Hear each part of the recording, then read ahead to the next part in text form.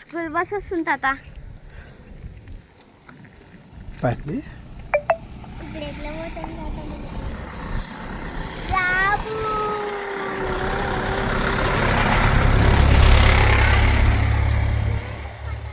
దండి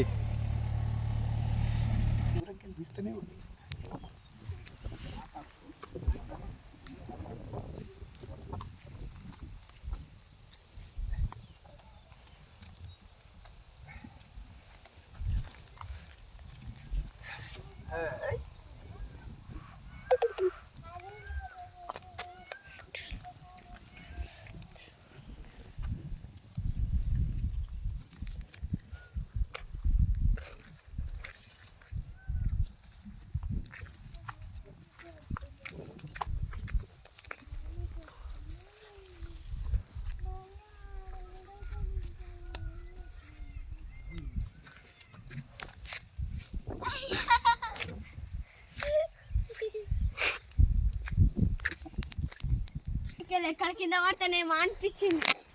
పొగ్గిది అన్నాడు.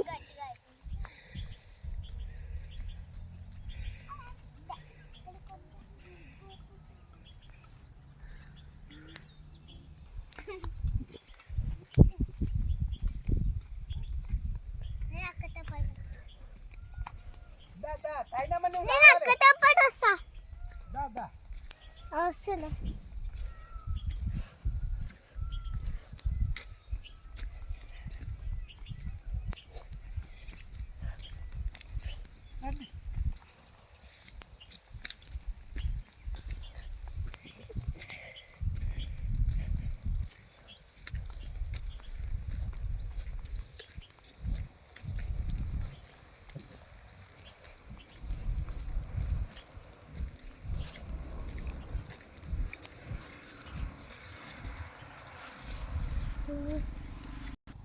అందరికీ మేము ఒకటే తెలియజేస్తున్నాం.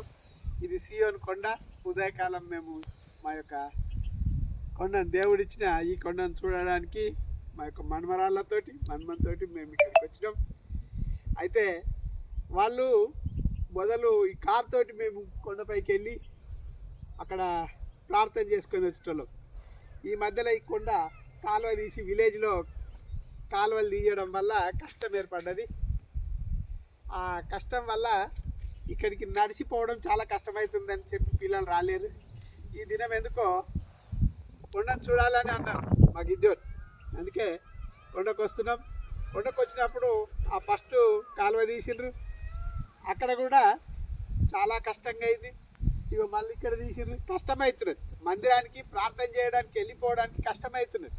కాకపోతే మా యొక్క మిత్రులు అధికారులు స్పందించి వెంటనే దాన్ని మూడిచేస్తే ఎవరికైనా ఆశలు కాదు. దేవుడి కొండ, అందరి కొండ. ఎవరైనా వచ్చి ఇక్కడ ఆరాధన చేసుకోవచ్చు, ప్రార్థనలు చేసుకోవచ్చు, వారి ఇష్టమైన రీతిగా దేవుణ్ణి ఘనపరచవచ్చు. అందుకే ఉదయకాలం ఈరోజు మాకు ఇచ్చిన ఈ తలంపులను బట్టి దేవునికి వందనాలు చెల్లిస్తున్నాను. Okay close.